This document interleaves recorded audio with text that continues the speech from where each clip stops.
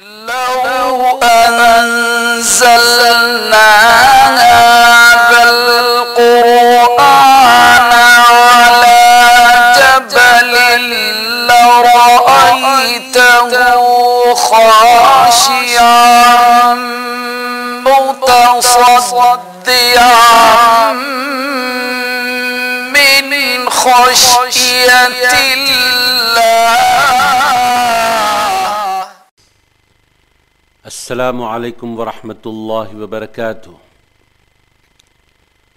تمام تعریف اس ذات اقدس کے لیے سزاوار ہے جس نے جمیع کائنات عوالم کو ان کی استعداد و قابلیت کے مطابق ظلمت عدم سے نور وجود میں لا کر اپنے کمالات اسمائی و صفاتی کے علم و شہود سے بہرمند کیا۔ درود و سلام ہو ذات مقدس سیدنا محمد مصطفیٰ احمد مجتبیٰ صلی اللہ علیہ وآلہ وسلم پر، جن کے دائرہ عین جامع میں جمیع آیان کائنات کا ثبوت، وجود، ظہور و بطون ہے، اور درود و سلام ہو آپ کے آل اطہار پر جو آپ کے کمالات صفات جلال و جمال کے مجالی و مرائی یعنی آئینے ہیں، اور درود و سلام ہو آپ کے اصحاب اخیار پر جو آپ کے دین کے انوار کے مصابیح یعنی چراغ ہیں، اور تا قیام قیامت تابعین و تبع تابعین سب پر درود و سلام جاری و ساری و متوالی ہو۔ بعد حمد و صلات کے محترم ناظرین اکرام، آئیے آج آپ اور ہم پارہ نمبر 4 رکوع نمبر 2 سننے سنانے کا شرف حاصل کریں گے، اور دیکھیں گے کہ اللہ رب العزت اس رکوع میں کیا فرماتا ہے۔ الحمدللہ سورہ آل عمران کا سلسلہ جاری ہے۔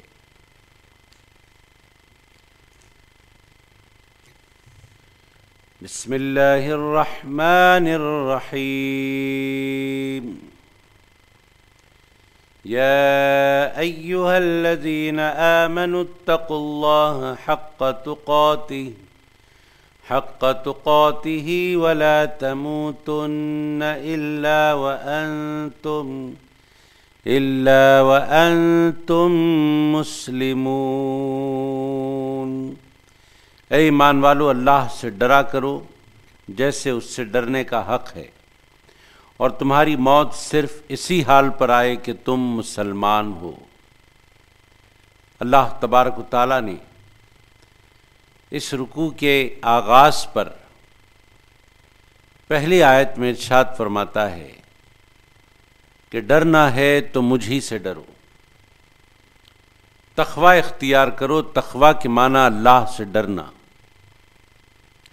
اور خالق کائنات نے فرمایا کہ تمہاری موت حالت اسلام میں آئے، یعنی جب تم اس دنیا سے جاؤ تو تم اس حال میں ہو کہ تم مسلمان ہو، ایمان کی دولت لے کر اس دنیا سے جاؤ، اسلام کی دولت لے کر اس دنیا سے جاؤ، اس لیے کہ سارے رشتے ختم ہو جائیں گے۔ جو تمہارا مال ہے وہ تمہارے گھر تک تمہارے ساتھ رہے گا، اور جو تمہارے اہل و عیال ہیں وہ قبر تک تمہارے ساتھ رہیں گے، لیکن قبر کے اندر تمہارے ساتھ آنے والا نہ تمہارا مال ہوگا نہ تمہارے اہل و عیال ہوں گے، بلکہ تمہارا ایمان، تمہارا عقیدہ، تمہارے اعمال تمہارے ساتھ رہیں گے۔ لہذا جو تمہارے قبر میں ساتھ آنے والا ہے اس کی تیاری کرو، عمل صالح کیے جاؤ، اللہ کا خوف اور اس کی امید اپنے دل میں بسائے رکھو، رسول کریم صلی اللہ علیہ وآلہ وسلم کی سچی محبت، صحابہ کرام و اہل بیت اطہار کی سچی محبت اپنے دل میں رکھو۔ جب یہ دولتیں لے کر تم قبر میں جاؤ گے، یقیناً ان دولتوں کے باعث تمہاری قبر انوار سے بھر جائے گی، اور وہ قبر تمہارے حق میں جنت کی کیاری بن جائے گی۔ اللہ رب العزت نے فرمایا، یا ایھا الذین آمنوا اتقوا اللہ حق تقاتہ ولا تموتن الا وانتم مسلمون۔ یا ایھا الذین آمنوا اتقوا اللہ، اے ایمان والو اللہ سے ڈرا کرو۔ اللہ سے ڈرنے کا مطلب کیا ہے؟ اللہ سے ڈرنا ہوتا کیا ہے؟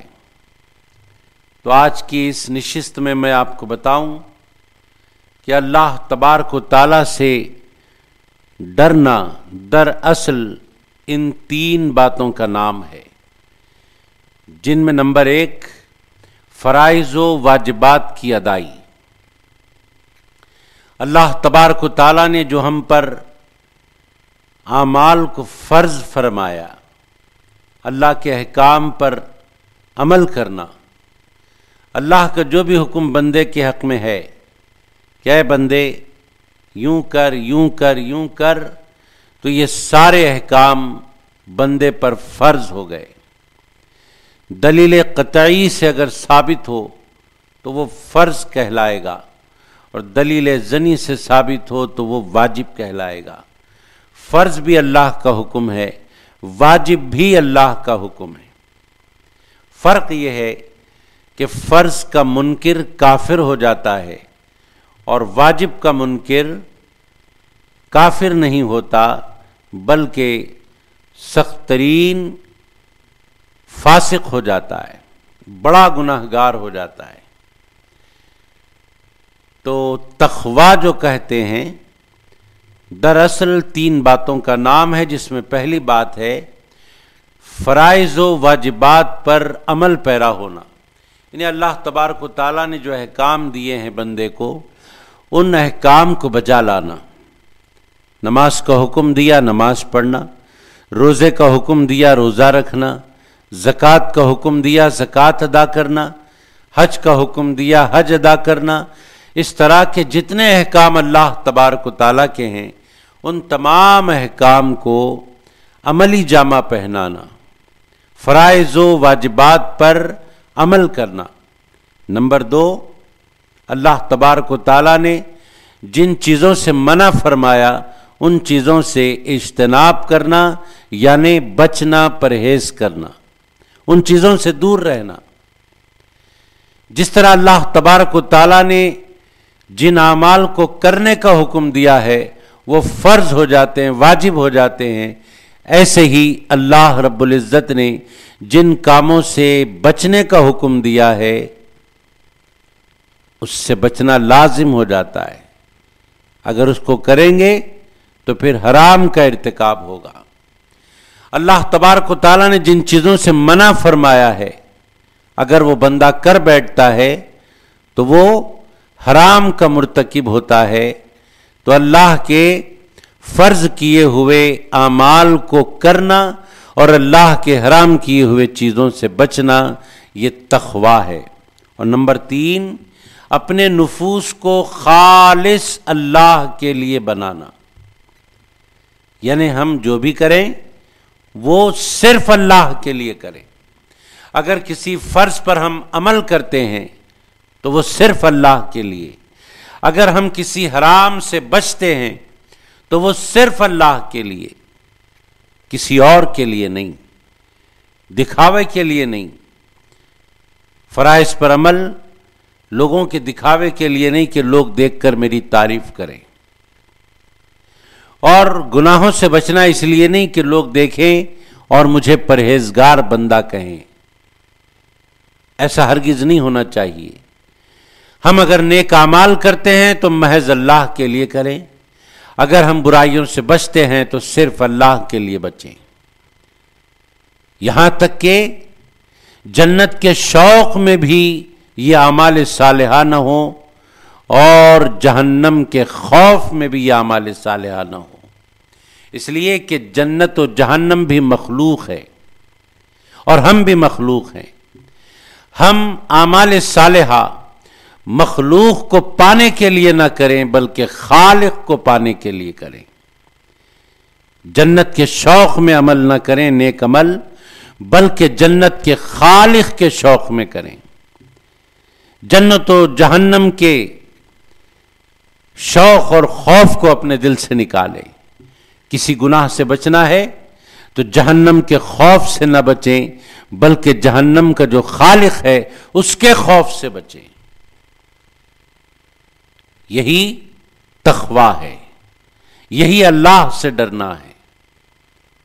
اللہ کرے کہ ہم اللہ سے ڈرنے والے ہو جائیں اور فرائض و واجبات پر عمل پیرا ہونے والے ہو جائیں، تمام حرام کاموں سے بچنے والے ہو جائیں اور اپنے نفوس کو خالص اللہ کے لیے بنانے والے ہو جائیں۔ بسم اللہ الرحمن الرحیم واعتصموا بحبل اللہ جميعا ولا تفرقوا واذكروا نعمة الله عليكم إذ كنتم أعداء فألف بين قلوبكم فأصبحتم بنعمته إخوانا وكنتم على شفا حفرة من النار فأنقذكم منها كذلك يبين الله لكم آياته لعلكم تهتدون۔ اور تم سب مل کر اللہ کی رسی کو مضبوطی سے تھام لو اور تفرقہ مت ڈالو، اور اپنے اوپر اللہ کی اس نعمت کو یاد کرو جب تم ایک دوسرے کے دشمن تھے تو اس نے تمہارے دلوں میں الفت پیدا کر دی اور تم اس کی نعمت کے باعث آپس میں بھائی بھائی ہو گئے، اور تم دوزخ کی آگ کے گڑھے کے کنارے پر پہنچ چکے تھے، پھر اس نے تمہیں اس گڑھے سے بچا لیا۔ یوں ہی اللہ تمہارے لیے اپنی نشانیاں کھول کر بیان فرماتا ہے تاکہ تم ہدایت پاؤ۔ پارہ نمبر 4 کے رکوع نمبر 2 کی یہ آیت سنانے کی سعادت حاصل کی گئی۔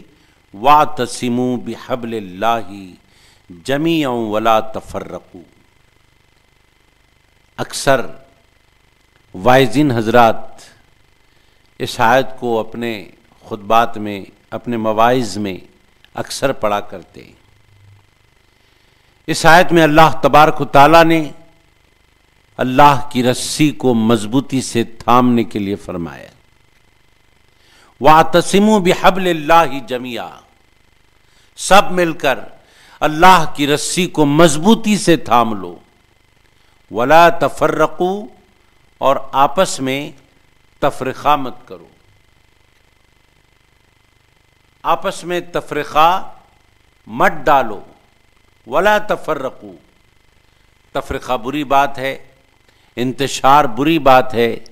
اس آیت میں خالق کائنات نے انتشار سے بچنے اور آپس میں اتحاد پیدا کرنے کے لیے فرمایا۔ اللہ کی رسی کیا ہے؟ اللہ کی رسی کیا ہے جسے ہم تھامیں؟ تو اس کے بارے میں بہت سارے اقوال ہیں۔ ایک قول یہ ہے کہ اللہ کی رسی دراصل قرآن پاک ہے، اور اس کی تائید، اس قول کی تائید مسلم شریف کی حدیث پاک بھی کرتی ہے کہ حدیث پاک میں آیا مسلم شریف کی کہ اللہ کی رسی قرآن مجید ہے۔ جس نے قرآن پاک کو تھاما وہ ہدایت پایا، اور جس نے قرآن پاک کو چھوڑا وہ گمراہ ہوا۔ اللہ کی رسی سے مراد قرآن کریم ہے، اور آگے آتا ہے حضرت ابن مسعود رضی اللہ تعالیٰ عنہ نے فرمایا کہ اللہ کی رسی سے مراد جماعت ہے۔ حبل اللہ سے مراد، اللہ کی رسی سے مراد جماعت ہے۔ مسلم شریف کی حدیث آپ نے سنی کہ اللہ کی رسی سے قرآن کریم مراد ہے۔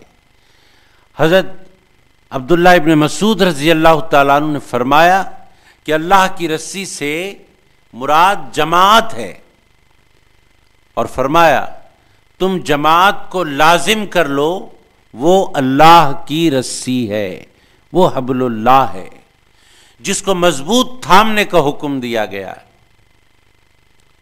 ایک قول آپ نے سنا جس کی تائید حدیث پاک سے ہوئی کہ اللہ کی رسی قرآن کریم ہے، اور حضرت ابن مسعود رضی اللہ عنہ سے آپ نے سنا کہ حضرت ابن مسعود رضی اللہ عنہ نے فرمایا کہ اس سے مراد جماعت ہے، اور حضرت امام جعفر صادق رضی اللہ تعالیٰ عنہ نے فرمایا کہ حبل اللہ یعنی اللہ کی رسی سے اہل بیت اطہار کا دامن مراد ہے۔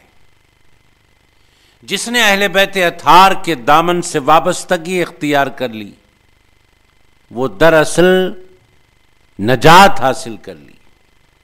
حدیث پاک میں بھی آتا ہے کہ مثل اہل بیتی کسفینۃ نوح، کہ میرے اہل بیت کی مثال نوح علیہ السلام کی کشتی کی طرح ہے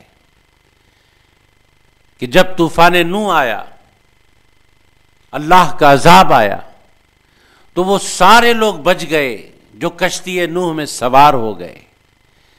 آقائے دو جہاں صلی اللہ علیہ وآلہ وسلم نے ارشاد فرمایا میرے اہل بیت کی مثال بھی کشتی نوح کی طرح ہے، جس طرح وہاں سوار ہونے والے بچ گئے ایسے ہی یہاں اہل بیت کے دامنوں سے وابستہ ہونے والے عذاب الہی سے بچ جائیں گے، آخرت کی تباہی سے بچ جائیں گے، اور آخرت کی رسوائیوں سے بچ جائیں گے۔ حدیث پاک کا خلاصہ میں نے آپ کے سامنے سنایا۔ حضرت امام جعفر صادق رضی اللہ عنہ نے فرمایا کہ اللہ کی رسی سے دامن اہل بیت اطہار مراد ہے، جن کی محبت جزو ایمان ہے، اور جن کی محبت میں مرنے والا حدیث پاک کی روشنی میں، حدیث پاک کے مطابق شہیدوں میں اٹھایا جائے گا۔ خالق کائنات ہمیں اہل بیت اطہار کی محبت و عقیدت عطا فرمائے۔ آیت مبارکہ میں آیا وَاذْكُرُوا نِعْمَتَ اللَّهِ عَلَيْكُمْ، اور اپنے اوپر اللہ کی اس نعمت کو یاد کرو، اِذْ كُنْتُمْ أَعْدَاءً، کہ تم ایک دوسرے کے دشمن تھے، فَأَلَّفَ بَيْنَ قُلُوبِكُمْ، تم ایک دوسرے کے دشمن تھے تو اس نے تمہارے دلوں میں الفت پیدا کر دی۔ یہ اللہ کی بڑی نعمت ہے کہ آپس میں الفت و محبت پیدا ہو جانا۔ اللہ رب العزت فرماتا ہے کہ تم آپس میں ایک نہیں تھے، تمہارے دلوں میں ایک دوسرے کے بارے میں الفت نہیں تھی، تم تو آپس میں ایک دوسرے کے دشمن تھے، لیکن تمہارے دلوں میں محبت ڈالی گئی، آپسی الفت ڈالی گئی۔ فَأَلَّفَ بَيْنَ قُلُوبِكُمْ، یہ دراصل اشارہ ہے قبیلہ اوس اور قبیلہ خزرج کی طرف کہ یہ دونوں سگے بھائی تھے۔ ایک روایت کے مطابق اوس و خزرج یہ دو قبائل تھے، اور یہ آپس میں قریبی رشتہ دار تھے، بلکہ سگے بھائی تھے، لیکن ان کی اولاد میں جنگ کا سلسلہ جاری ہوا۔ یہ دونوں سگے بھائیوں کی اولاد میں جنگ کا ایک لامتناہی سلسلہ جاری ہوا، اور جانتے وہ جنگ کتنے برس چلی؟ 1 2 10 20 برس نہیں، بلکہ 120 سال تک وہ جنگ چلتی رہی۔ اللہ اکبر۔ اوس و خزرج کے درمیان 120 سال تک جنگ کا سلسلہ چلا اور خانہ جنگی چلتی رہی۔ اللہ تبارک و تعالیٰ نے ہر دو فریق کو اسلام کی دولت سے مالا مال فرمایا، ہر دو فریق کو دامن رسول کریم صلی اللہ علیہ وآلہ وسلم سے وابستہ فرما دیا۔ رحمت والے نبی کے دامن سے جب وابستہ ہوئے تو آپس میں شیر و شکر ہو گئے، ایسے مل گئے کہ ایک دوسرے کے خون کے پیاسے تھے، اب ایک دوسرے پر جان نچھاور کرنے کا جذبہ پیدا ہو گیا۔ یہ دراصل اللہ کی توفیق تھی، اور دراصل رحمت والے نبی صلی اللہ علیہ وآلہ وسلم کے دامن کرم سے وابستگی کی برکتیں تھیں کہ ایک دوسرے کے دشمن تھے لیکن دلوں میں محبت و الفت پیدا ہو گئی اور ایک دوسرے کے دوست ہو گئے، ایک دوسرے پر جان نچھاور کرنے والے ہو گئے۔ یقیناً یہ اللہ کی بڑی نعمت تھی جس کا اس آیت میں خالق کائنات نے ذکر فرمایا۔ دوسری بات، یہ بات اوس اور خزرج ان دونوں کی طرف تو تھی ہی، لیکن اس کا دوسرا پہلو یہ بھی ہے کہ ایام جاہلیت میں دنیا میں خاص طور پر عرب کے قبائل میں دستور تھا، یہ رواج تھا کہ ذری بات پر بڑی بڑی لڑائیاں ہو جایا کرتی تھیں، لیکن سرور کائنات صلی اللہ علیہ وآلہ وسلم نے ایسا رحمت بھرا پیغام دیا کہ دائرہ اسلام میں جب لوگ آئے تو پھر آپس میں مل گئے، اپنی دشمنیاں ختم کر دیں، اور قیامت تک کے لیے یہ پیغام ہے ولا تفرقوا کا کہ آپس میں تفرقہ مت پیدا کرو کسی بھی اعتبار سے۔ چھوٹی چھوٹی باتوں پر بڑی بڑی لڑائیاں لڑنے سے پرہیز کرو، فرقہ بندیوں سے پرہیز کرو، تفرقے سے پرہیز کرو، اور آپس میں ایک دوسرے سے ایسے مل جاؤ جیسے دیوار کی ایک اینٹ دوسری اینٹ سے ملی رہتی ہے، آپس میں جسد واحد کی طرح ہو جاؤ کہ بدن کے کسی بھی عضو پر تکلیف ہو یا کوئی کانٹا چبھے تو جسم کے بدن کے ہر عضو ہر حصے میں اس کی تکلیف محسوس کی جاتی ہے۔ ایسے سارے عالم کے مسلمان آپس میں ایک ہو جائیں۔ اس کا طریقہ کار کیا ہے؟ صحابہ کرام کی زندگیوں کو پڑھنا، سمجھنا، اس پر عمل پیرا ہونا۔ صحابہ کرام کی زندگیاں نبی پاک صلی اللہ علیہ وآلہ وسلم کے فرمان کے مطابق ہمارے لیے نمونہ ہے۔ آقا دو جہاں صلی اللہ علیہ وآلہ وسلم نے ارشاد فرمایا، حدیث پاک میں آتا ہے کہ میری امت میں 73 فرقے ہو جائیں گے، میری امت میں 73 فرقے ہو جائیں گے، اور آقا علیہ الصلوۃ والسلام نے ارشاد فرمایا ان 73 فرقوں میں ایک ہی فرقہ، صرف ایک فرقہ ناجی ہوگا، جنتی ہوگا۔ صحابہ کرام رضوان اللہ علیہم اجمعین نے عرض کیا، یا رسول اللہ صلی اللہ علیہ وآلہ وسلم، آپ فرمائیں کہ اس ایک ناجی نجات پانے والے فرقے کی علامت کیا ہے؟ وہ کون سا فرقہ ہوگا جو نجات پانے والا ہوگا؟ سرور کائنات صلی اللہ علیہ وآلہ وسلم نے فرمایا کہ وہ فرقہ میرے اور میرے صحابہ کے طریقے پر ہوگا، میرے اور میرے صحابہ کے طریقے پر ہوگا۔ صحابہ کرام کا طریقہ کیا ہے؟ اور یہاں ایک بات آپ سن لیں کہ وہ فرقہ صحابہ کرام کے طریقے پر ہوگا تو ہر دو اعتبار سے، نمبر 1 اعتقاداً بھی صحابہ کے مطابق ہوگا اور عملاً بھی صحابہ کے مطابق ہوگا،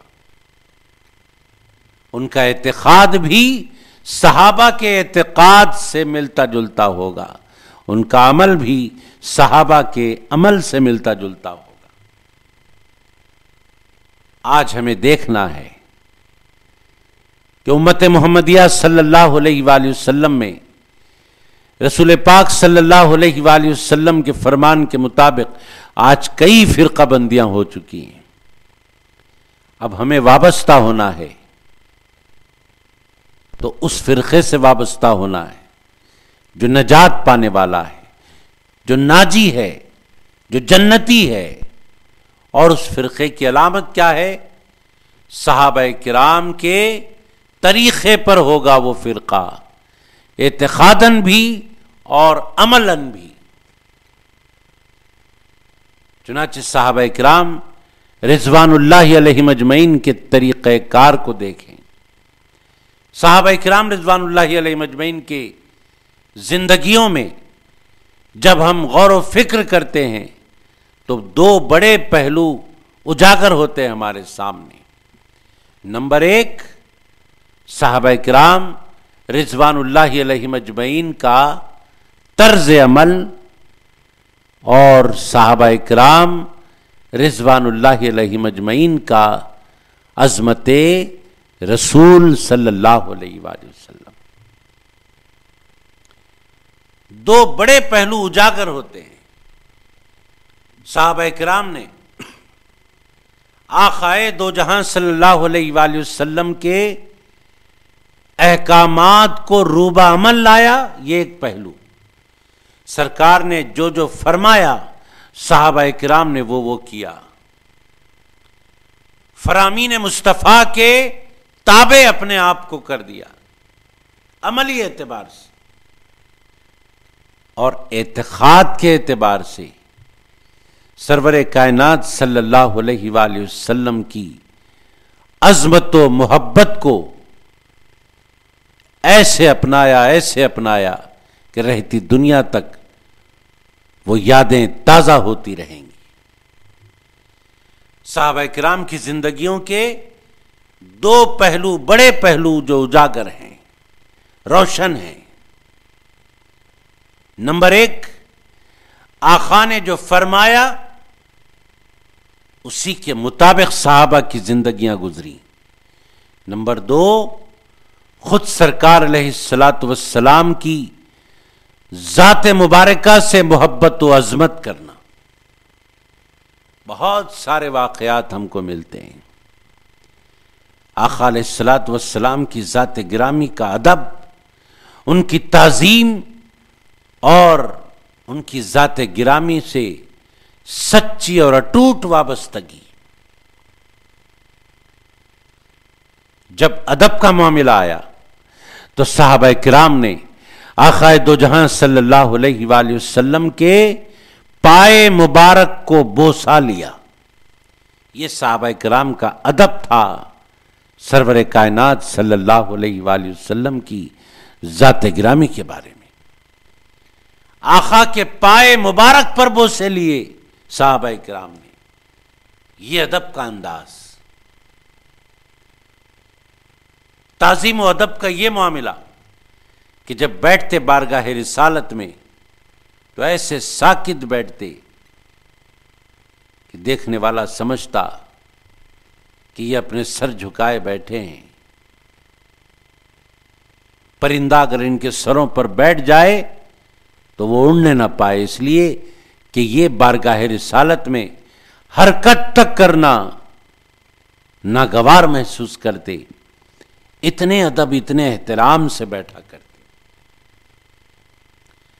آقا کی ذات گرامی کا ادب ان کے نزدیک، آقا کی مجلس میں بیٹھنے کا ادب ان سے سیکھے امت، آقا کے دربار کا ادب، آقا دو جہاں صلی اللہ علیہ وآلہ وسلم کے احادیث کا ادب، آقا علیہ الصلاۃ والسلام کے گھر کے افراد کا ادب صحابہ کرام سے سیکھیں۔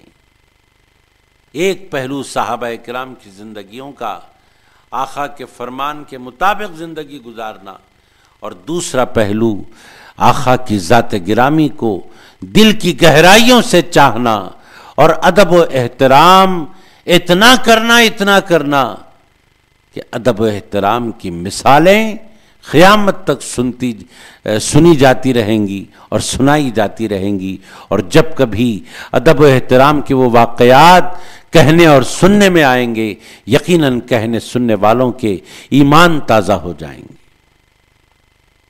فَأَلَّفَ بَيْنَ قُلُوبِكُمْ، رسول کریم صلی اللہ علیہ وآلہ وسلم نے دلوں میں ایسی محبت ڈالی کہ آپس میں ایک دوسرے کے خون کے پیاسے جو تھے وہ ایک دوسرے کو چاہنے لگے۔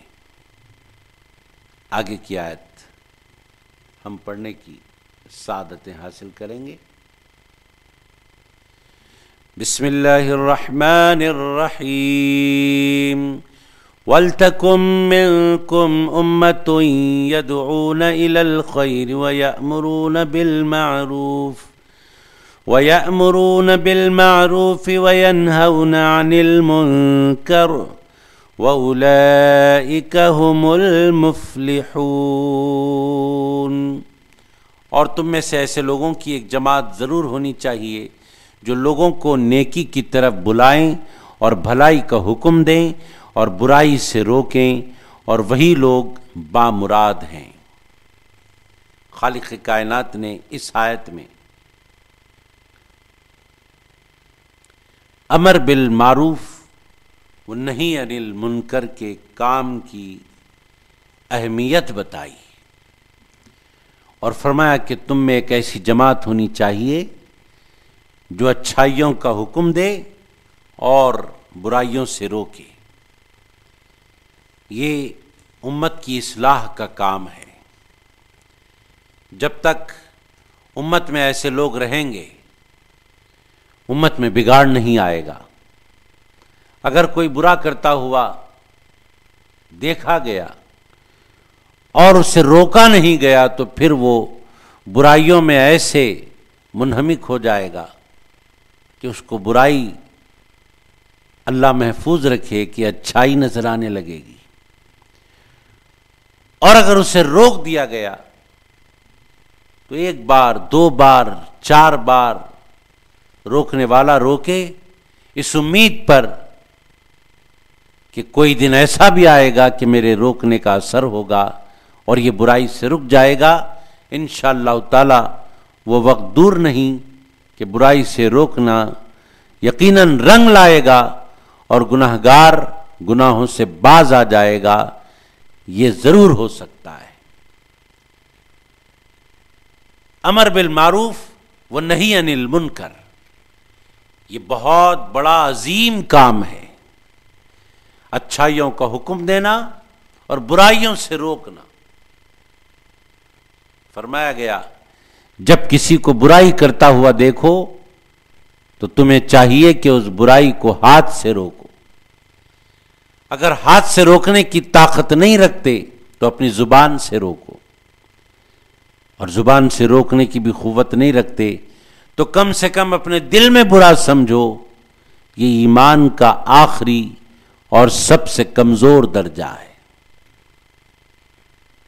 یہ بہت بڑا اہم کام ہے، اچھائیوں کا حکم دینا اور برائیوں سے روکنا۔ سرکار دو عالم صلی اللہ علیہ وآلہ وسلم منبر پر تشریف فرما تھے اور واعظ فرما رہے تھے۔ ایک موقع تھا، واعظ ہو رہا ہے حضور پاک صلی اللہ علیہ وآلہ وسلم کا۔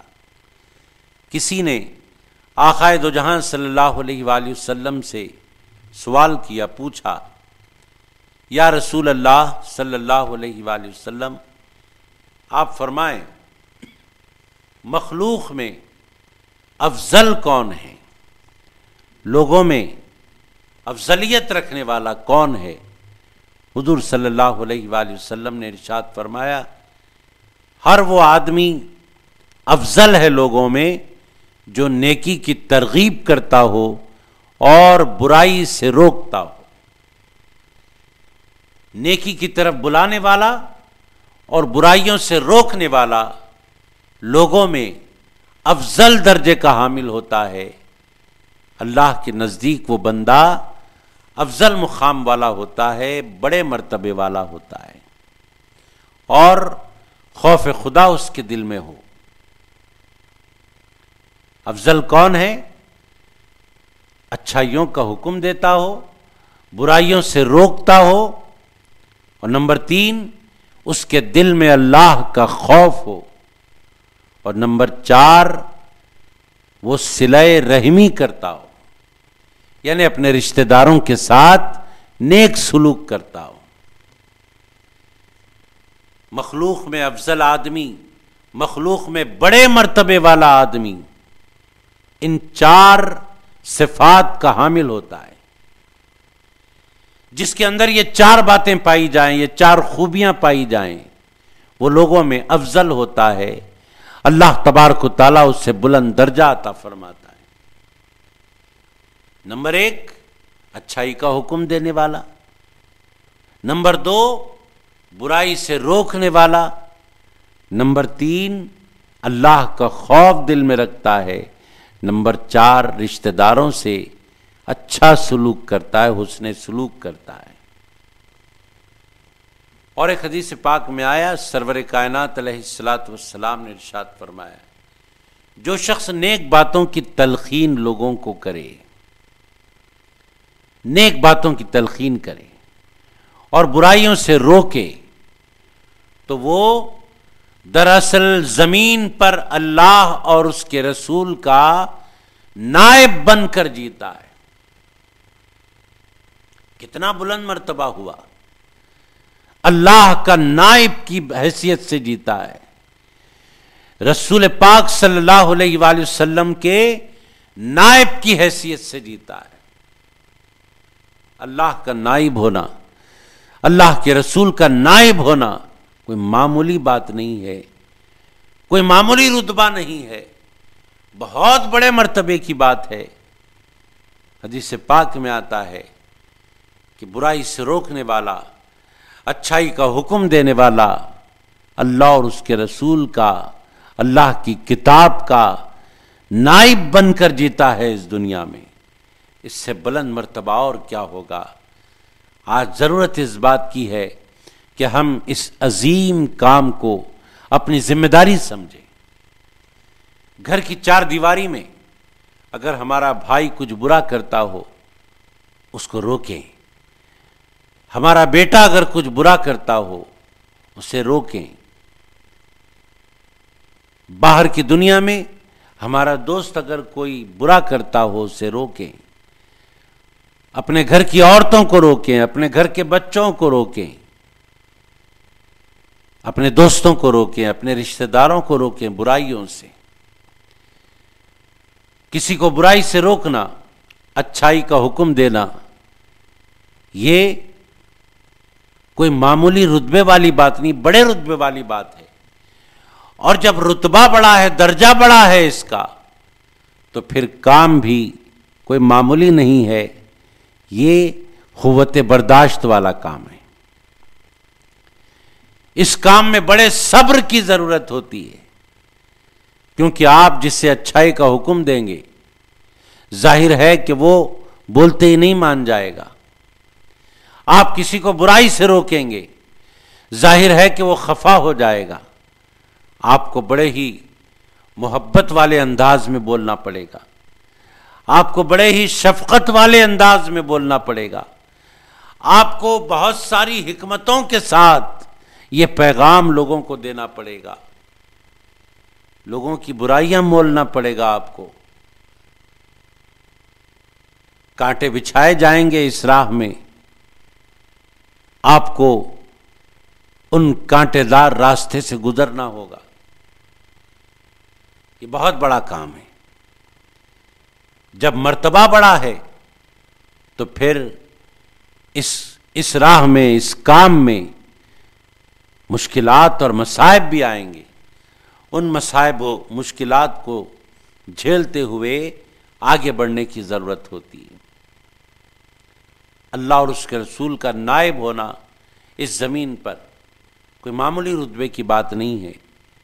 اللہ رب العزت اس عظیم کام کی ذمہ داری کا احساس ہمارے دلوں میں جگائے۔ اور ایک حدیث پاک میں آیا جس کے ذریعے ہمیں پتہ چلتا ہے کہ اللہ نے جب قوت دی ہے روکنے کی، ہم زبان سے روک سکتے ہیں، ہم اپنے ہاتھ سے روک سکتے ہیں برائی کو، لیکن پھر بھی نہیں روکتے، انجان ہو جاتے ہیں، تو اس کے بارے میں وعید آئی ہے۔ اللہ تبارک و تعالی ہمیں ایسی وعید والی بات سے بچنے کی توفیق عطا فرمائے اور اس عظیم کام کو کرنے کا شوق و ذوق عطا فرمائے۔ حدیث پاک میں آتا ہے کہ قیامت میں کچھ لوگ اس حال میں حاضر ہوں گے، قیامت کے میدان میں کچھ لوگ اس حال میں آئیں گے کہ ان کے چہرے بندروں اور ریچھوں کی جیسے ہوں گے۔ کچھ لوگ آئیں گے قیامت میں، ان کے چہرے بندروں جیسے، ان کے چہرے ریچھوں جیسے ہوں گے، اور اللہ تبارک و تعالیٰ ان کے چہروں کو اس لیے مسخ کرے گا کہ انہوں نے برائی سے چشم پوشی کی ہوگی، یعنی دنیا میں ان کے سامنے برائی ہوتی رہی اور یہ جان کر بھی انجان رہے، دیکھ کر بھی اندیکھی کیے، برائی کرنے والوں کو برائی سے نہیں روکا، تو قیامت میں وہ اس حال میں آ رہے ہیں کہ ان کے چہرے بگاڑ دیے گئے، بندروں جیسے بنا دیے گئے، ریچھوں جیسے بنا دیے گئے۔ اب سوال یہ پیدا ہوتا ہے، ہو سکتا ہے ان کو قوت نہیں تھی ہوگی روکنے کی، اس لیے انہوں نے نہیں روکا ہوگا، لیکن ایسا نہیں ہوگا۔ اگر ایسا ہوتا تو اللہ تبارک و تعالیٰ ان کے چہرے مسخ نہ کرتا۔ ان کے چہروں کو مسخ اس لیے کیا گیا، ان کے چہروں کو بگاڑا اس لیے گیا کہ وہ دنیا میں برائی کو دیکھ کر خاموش ہو گئے، جبکہ اللہ نے ان کو برائی سے روکنے کی طاقت عطا فرمائی تھی، برائی سے روکنے کی قوت عطا فرمائی تھی۔ وہ اگر چاہتے تو برائی سے برائی کرنے والوں کو روک سکتے تھے اپنی قوت کی بنیاد پر، اپنے نیک مشوروں کی بنیاد پر، لیکن انہوں نے یہ کام نہیں کیا، تو قیامت کے روز انہیں یہ رسوائی کا سامنا کرنا پڑے گا۔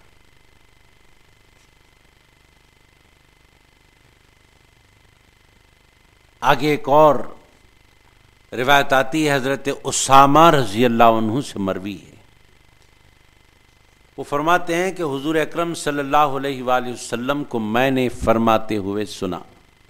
حضرت اسامہ فرماتے ہیں کہ میں نے سنا آقا کو فرماتے ہوئے کہ حضور علیہ الصلاۃ والسلام نے فرمایا کہ قیامت کے میدان میں ایک شخص بلا حساب و کتاب جہنم میں ڈال دیا جائے گا، بلا حساب و کتاب جہنم میں ڈال دیا جائے گا۔ دیکھیں آپ، اس سے نہ حساب و کتاب ہوگا، نہ کچھ نہ کیا، قیامت کا دن ہوگا، اسے جہنم میں ڈال دیں گے۔ جب جہنم میں ڈال دیا جائے گا تو جہنم میں جو پہلے سے موجود ہیں وہ اسے جانتے ہوں گے، اسے پہچانتے ہوں گے کہ یہ نیک عمل کرنے والا تھا دنیا میں، لیکن یہ جہنم میں کیسے آ گیا؟ تو قریب آ کر اس سے پوچھیں گے، کہیں گے کہ آپ تو ہمیں واعظ و نصیحت کیا کرتے تھے دنیا میں، آپ ہمیں واعظ و نصیحت کیا کرتے تھے، لیکن آپ کو جہنم میں کیوں ڈال دیا گیا؟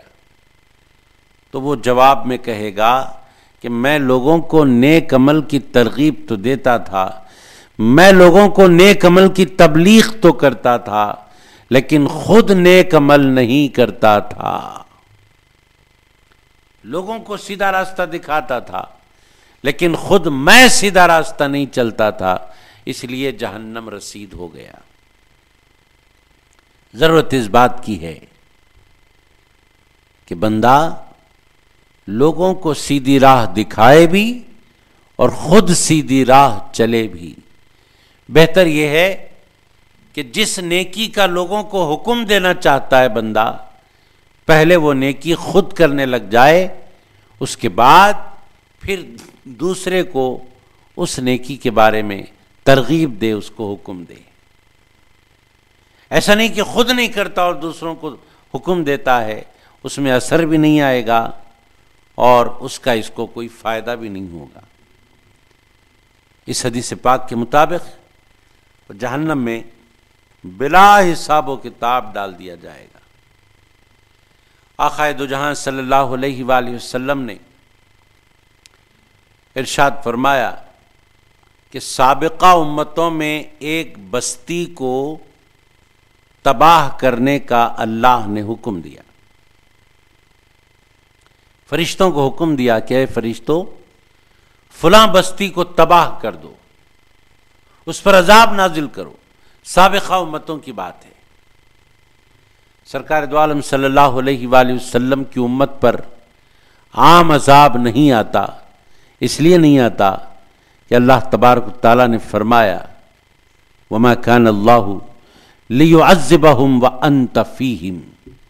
اے حبیب صلی اللہ علیہ وآلہ وسلم، ہم اس امت پر کیسے عذاب نازل کریں جبکہ آپ ان کے اندر موجود ہیں، آپ ان کے درمیان موجود ہیں۔ معلوم ہوا رسول کریم صلی اللہ علیہ وآلہ وسلم کی موجودگی کی برکت سے یہ امت عام عذاب سے بچ گئی، جبکہ سابقہ امتوں کو اللہ نے عذاب میں مبتلا کیا، کسی کے چہرے بگاڑ دیے، کسی کو پانی میں غرق کر دیا، کسی پر آسمان سے پتھر برسے، کسی پر آسمان سے آگ برسی اور وہ ہلاک و برباد ہو گئے۔ ایسے ہی فرشتوں کو ایک بستی تباہ کرنے کا اللہ نے حکم دیا، فرمایا اس بستی کو برباد کر دو۔ فرشتوں نے عرض کی اے پروردگار، جس بستی کو تباہ کرنے کا تو ہمیں حکم دے رہا ہے، اس بستی میں ایک دو نہیں بلکہ 18,000 پرہیزگار رہتے ہیں۔ 18,000 پرہیزگار رہتے ہیں۔ اے اللہ، اس بستی کو ہم کیسے تباہ کریں؟ اس بستی کو تباہ کرنے کا حکم اے اللہ تو کیوں دے رہا ہے؟ وہ ایسے 18,000 عابد و زاہد لوگ ہیں جن کے اعمال انبیاء کے اعمال کے جیسے ہیں، لیکن وہ دوسروں کے ساتھ بھی مارے گئے۔ جب گناہگاروں پر عذاب آیا تو ان گناہگاروں کے ساتھ یہ 18,000 عابد و زاہد جن کے اعمال انبیاء کے اعمال کی طرح تھے، یہ بھی مارے گئے۔ فرشتوں نے عرض کی کہ اے اللہ، کیا ماجرا ہے؟ اللہ رب العزت کی طرف سے جواب ان کو ملا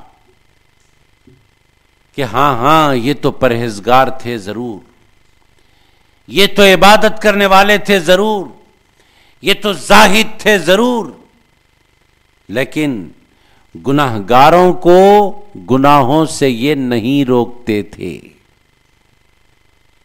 یہ تو پرہیزگار تھے لیکن لوگوں کو پرہیزگاری کی دعوت نہیں دیتے تھے۔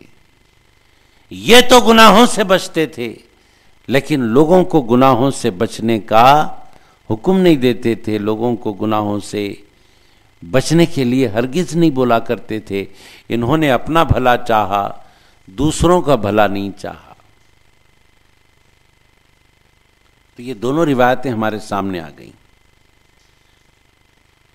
دوسروں کو اچھی بات بتانا اور خود اچھی بات پر عمل نہ کرنا، ایسا آدمی بھی جہنم میں جائے گا، اور خود اچھا عمل کرتے ہوئے دوسروں کو اچھے عمل کی ترغیب نہ دینا، ایسا آدمی بھی جہنم میں جائے گا۔ پھر جنت میں کون جائیں گے؟ جنت میں وہ جائیں گے جو خود بھی نیک عمل کریں اور دوسروں کو بھی نیک عمل کی طرف بلائیں، نیک عمل کی ترغیب دیں اور برائیوں سے روکیں۔ لیکن یہ بہت بھاری کام ہے، اتنا معمولی کام نہیں ہے، یہ بہت بھاری کام ہے۔ یہ کتنا بھاری کام ہے؟ حضرت علی مرتضیٰ رضی اللہ تعالیٰ عنہ کے قول مبارک کے روشنی میں معلوم ہوگا۔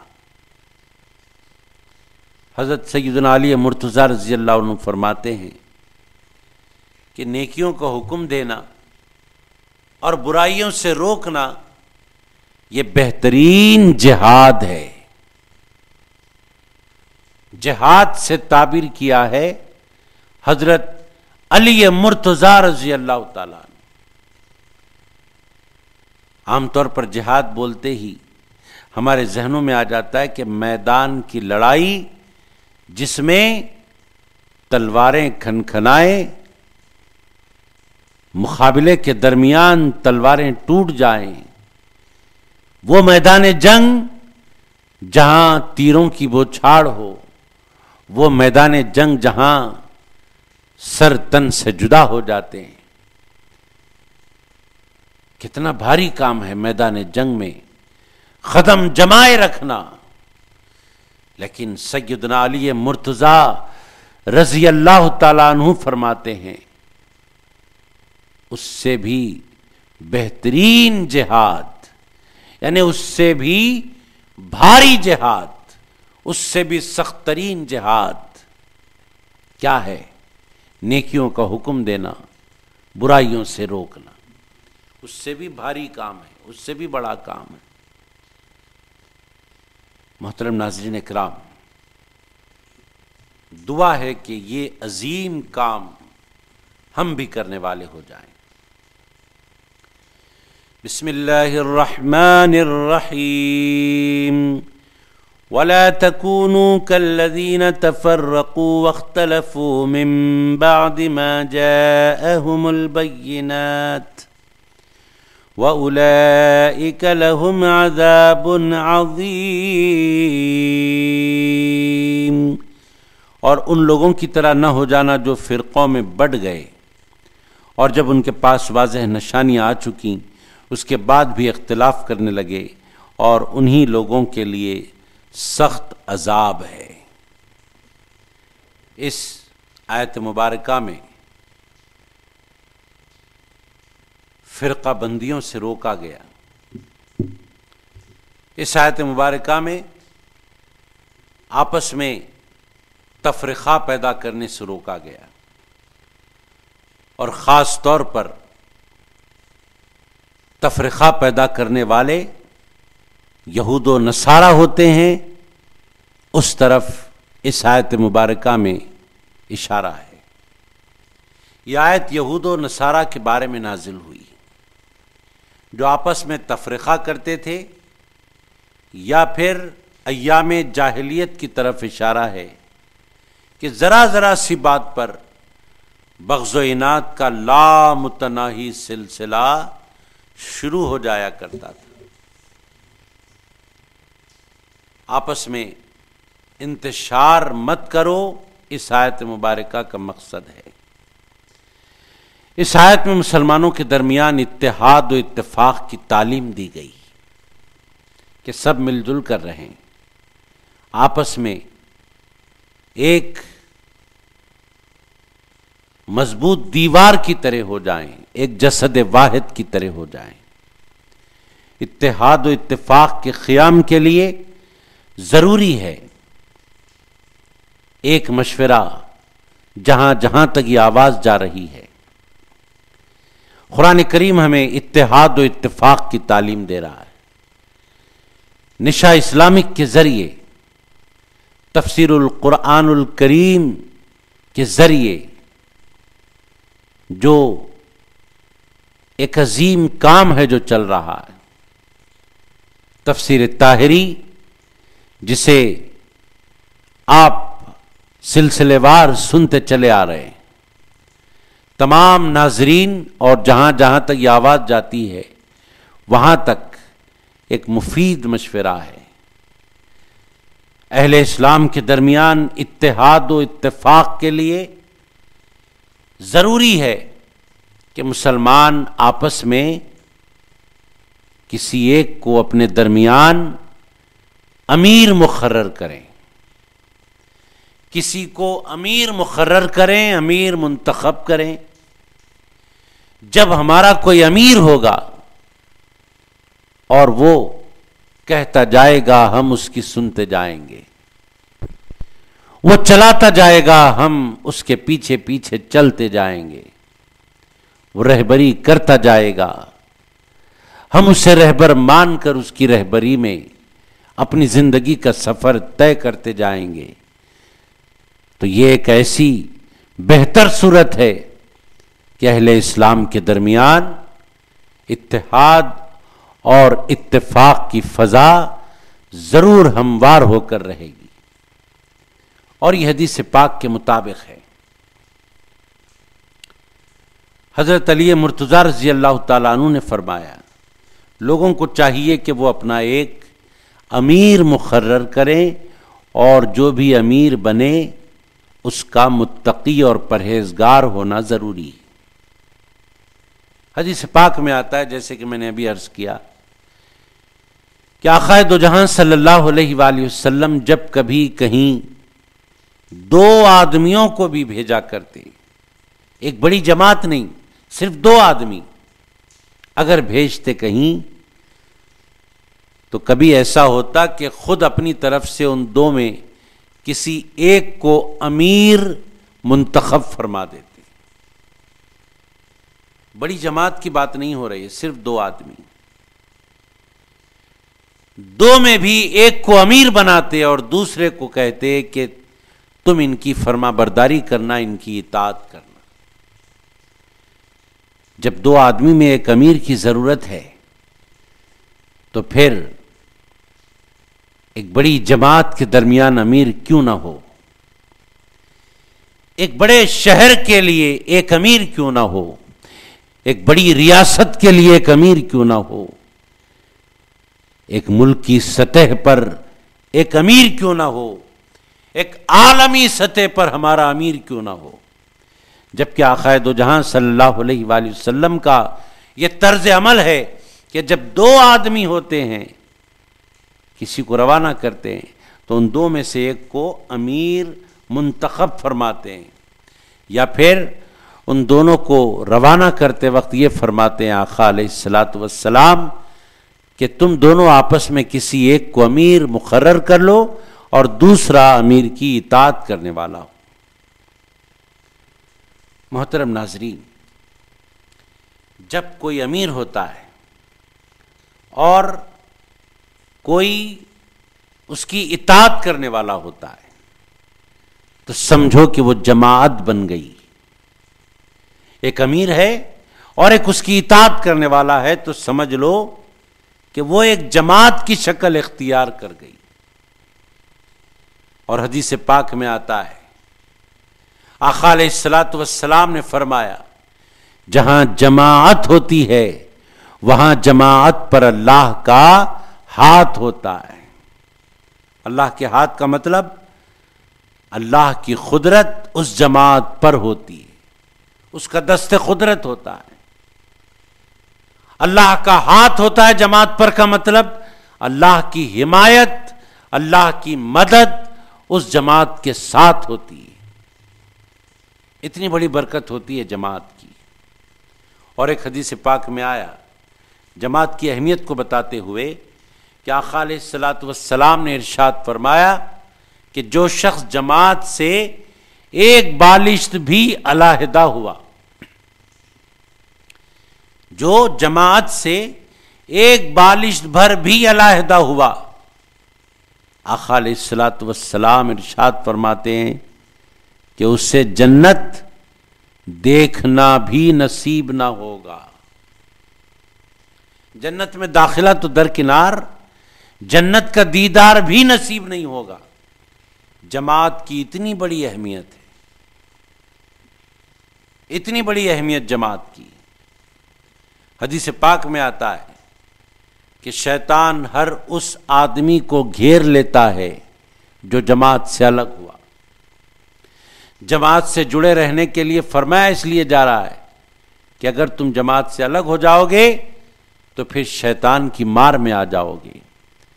تم جماعت سے جڑے رہو گے تو جماعت سے جڑے رہنا تمہارے لیے شیطان سے بچنا اور شیطان کے شر سے دراصل محفوظ رہنے کے باعث ہو جاتا ہے۔ شیطان کے شر سے کون محفوظ رہنا نہیں چاہے گا؟ باعث حفاظت ہو جاتا ہے جماعت سے جڑے رہنا۔ آج لمحہ فکر ہے ہمارے لیے، بتائیے دنیا میں مسلمانوں کی اتنی بڑی آبادی، ہر ملک میں مسلمان کثیر تعداد میں، لیکن بتائیے کہ کہاں پر کون ہمارا امیر ہے، کہاں پر کسی کو امیر منتخب کر کے اس کی اطاعت کی جاتی ہے۔ آج اس نظام کو قائم کرنے کی ضرورت ہے، تبھی اہل اسلام کے درمیان اتحاد اور اتفاق پیدا ہو سکتا ہے۔ بسم اللہ الرحمن الرحیم۔ یوم تبیض وجوہ وتسود وجوہ فأما الذین اسودت وجوہہم اکفرتم بعد ایمانکم فذوقوا العذاب بما کنتم تکفرون وأما الذین ابیضت وجوہہم ففی رحمت اللہ ہم فیہا خالدون۔ جس دن کئی چہرے سفید ہوں گے اور کئی چہرے سیاہ ہوں گے تو جن کے چہرے سیاہ ہو جائیں گے ان سے کہا جائے گا کیا تم نے ایمان لانے کے بعد کفر کیا؟ تو جو کفر تم کرتے رہے تھے سو اس کے عذاب کا مزہ چکھ لو۔ اور جن لوگوں کے چہرے سفید روشن ہوں گے تو وہ اللہ کی رحمت میں ہوں گے اور وہ اس میں ہمیشہ رہیں گے۔ قیامت کے دن کا نقشہ کھینچا گیا اور فرمایا جا رہا ہے کہ کچھ ہوں گے وہ جن کے چہرے کالے ہوں گے، اور کچھ وہ ہوں گے قیامت کے میدان میں جن کے چہرے سفید اور چمکدار ہوں گے۔ تو کالے چہرے کس کے ہوں گے؟ ان کے جو ایمان لانے کے بعد پھر کفر کیا انہوں نے۔ یہاں کون مراد ہے؟ یہاں ہر کافر مراد ہے۔ ہر کافر کا چہرہ کالا ہوگا قیامت کے میدان میں، ہر کافر کا چہرہ کالا ہوگا۔ گناہ کیا ہے اس کا؟ گناہ اس کا یہ ہے کفرتم بعد ایمانکم، کہ وہ ایمان لانے کے بعد کافر ہوئے، ایمان لانے کے بعد کافر ہوئے۔ تو کافر ایمان کب لایا؟ جو یہاں فرمایا جا رہا ہے کہ ایمان لانے کے بعد کفر کیا تم نے، اس لیے قیامت میں تمہارے چہرے کالے۔ تو دراصل یہاں ایمان لانے سے مراد اس وقت کو یاد دلایا جا رہا ہے، روز میثاق کی بات یاد دلائی جا رہی ہے، جبکہ اللہ تبارک و تعالیٰ نے ساری روحوں کو جمع فرمایا تھا اور ساری روحوں کے آگے فرمایا تھا الست بربکم، کیا میں تمہارا رب نہیں؟ قالو، تمام ارواح نے کہا تھا، تمام ارواح نے جتنے تھے سب نے کہا تھا بلا شہیدنا، کیوں نہیں؟ تو ہمارا رب ہے، ہم گواہی دیتے ہیں اس بات کی۔ لیکن جب دنیا میں آئے تو کچھ ایمان والے ہوئے، اپنے اس اقرار پر قائم رہے، اور کچھ کافر ہوئے جو اقرار وہاں کیا تھا اس کے منکر ہو گئے، کافر ہوئے، تو جو دنیا میں آ کر کفر اختیار کیا جبکہ وہاں بلا شہیدنا کہا تھا، یہاں آ کر منکر ہوا، تو قیامت کے روز اس کا چہرہ کالا ہو جائے گا، جس کا ذکر اس آیت مبارکہ میں آیا۔ اور جو روز میثاق اللہ کی ربوبیت کے آگے اقرار کیا تھا، دنیا میں آ کر بھی وہ اقرار کرنے والے ہوئے، اہل ایمان ہوئے، اہل اسلام ہوئے، ان کے چہرے قیامت کے روز سفید ہوں گے، چمکدار ہوں گے۔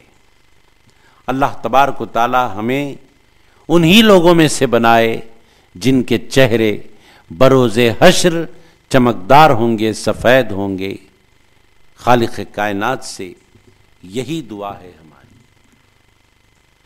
بسم اللہ الرحمن الرحیم، تلک آیات اللہ نتلوها علیک بالحق وما اللہ یرید ظلما للعالمین وللہ ما فی السماوات وما فی الارض وإلی اللہ ترجع الامور۔ یہ اللہ کی آیتیں ہیں جنہیں ہم آپ پر حق کے ساتھ پڑھتے ہیں، اور اللہ جہان والوں پر ظلم نہیں چاہتا، اور اللہ ہی کے لیے ہے جو کچھ آسمان اور زمین میں ہے، اور سب کام اللہ ہی کی طرف لوٹائے جائیں گے۔ پارہ نمبر 4 رکوع نمبر 2 ختم ہوا الحمدللہ، اور اس کی آخری 2 آیتیں آپ کے سامنے پڑھی گئیں، اور اس کا ترجمہ بھی آپ کو سنایا گیا۔ دراصل آخرت کا جو معاملہ ہے وہ دنیا کے اعمال پر منحصر ہے۔ دنیا میں اعتقاد اچھا تھا، دنیا میں عمل اچھا تھا، تو اس کی آخرت بھی اچھی ہوگی۔ اعتقاد اور عمل کے اعتبار سے اگر دنیا میں وہ برا تھا تو اس کی آخرت بھی بری ہوگی۔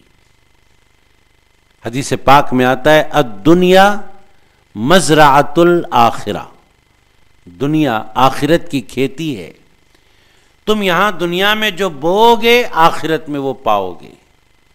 یہاں اچھا عمل کرو گے، اچھا اعتقاد رکھو گے تو پھر وہاں جزا پاؤ گے۔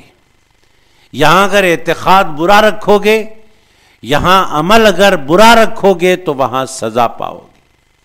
سیدھی سیدھی بات ہے۔ حدیث پاک میں آتا ہے ہر انسان کا حشر اس کے عمل پر ہوگا جس پر اس نے زندگی بسر کی۔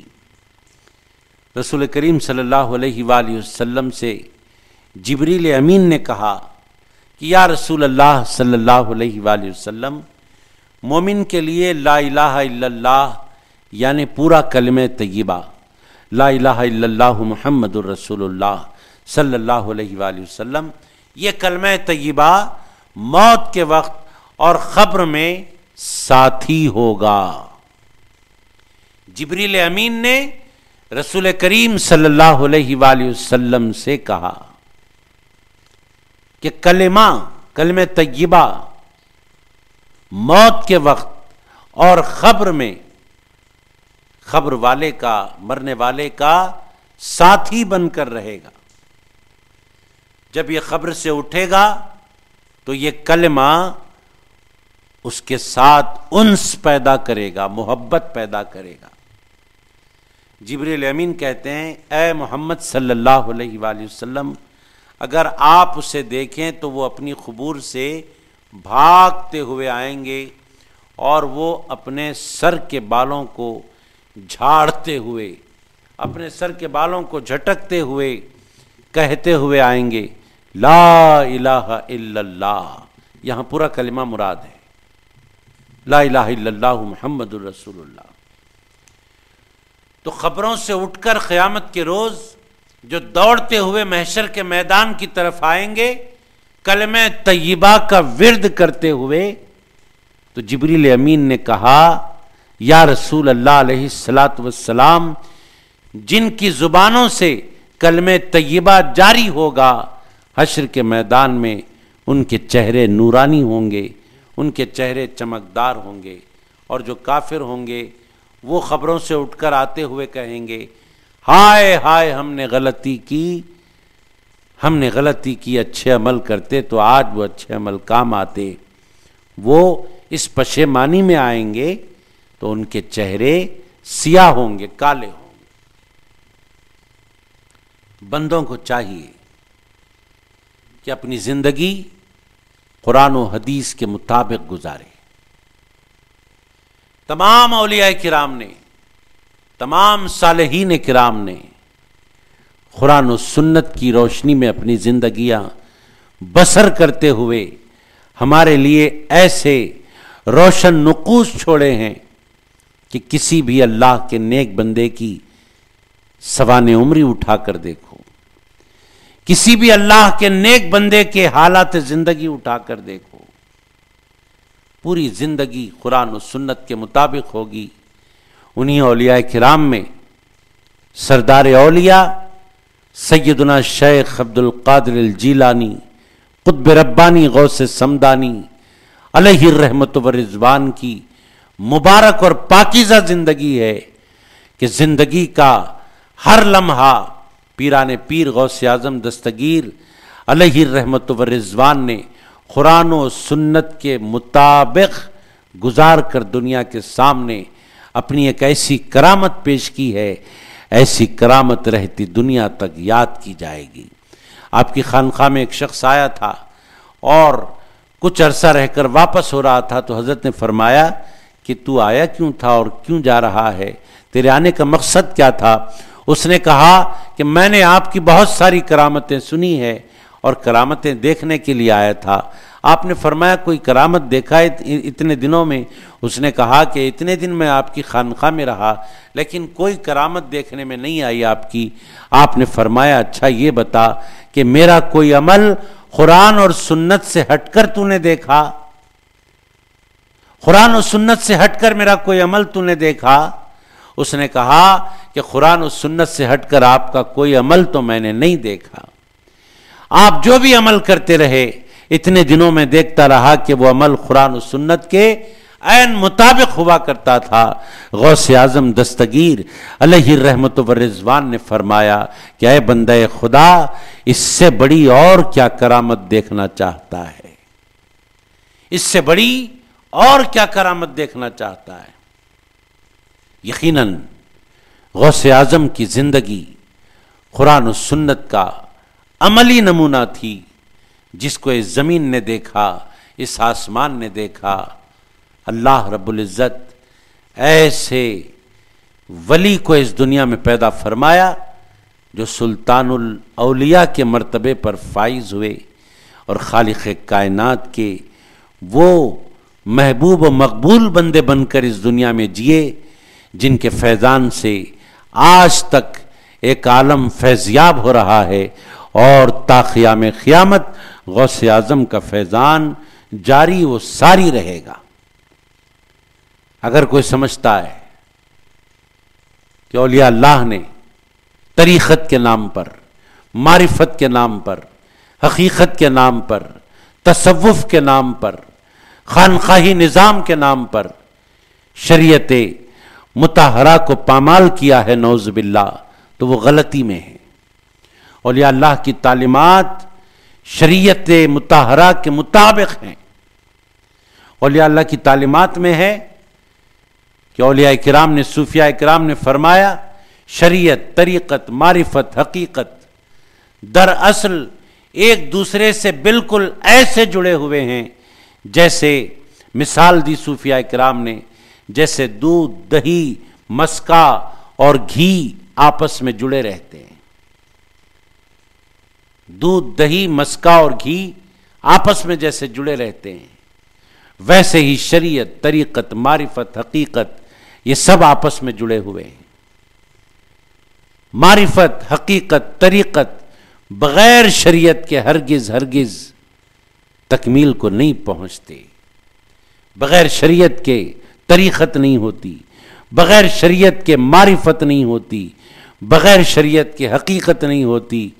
یہی صوفیاء کرام کے تعلیمات ہیں، یہی اولیاء کرام کے تعلیمات ہیں، یہی صالحین کرام کی تعلیمات ہیں. اگر کوئی ان تعلیمات سے ہٹ کر تعلیم دیتا ہے تو صوفیہ کی تعلیم نہیں ہوتی. صوفیہ کرام کے نزدیک شریعت مطہرہ اصل چیز ہے. طریقت، معرفت، حقیقت، یہ سب شریعت سے جڑے ہوئے. ہم کو چاہیے کہ ہم اعمال صالحہ کرتے ہوئے سچے اعتقاد کے ساتھ عشق مصطفیٰ صلی اللہ علیہ وآلہ وسلم کے ساتھ اپنے گلے میں سرور کائنات صلی اللہ علیہ وآلہ وسلم کی غلامی کا طوق ڈال کر اعمال صالحہ کرتے ہوئے اپنے قدم آگے بڑھائیں اور شریعت مطہرہ پر کامل طور پر عمل پیرا ہوتے ہوئے طریقت، معرفت، حقیقت کے مزے لیں اور اس کی لذتوں سے مالا مال ہوں. اللہ تبارک و تعالیٰ سے دعا ہے جو کچھ کہا گیا سنا گیا اس پر عمل کی توفیق عطا فرمائے.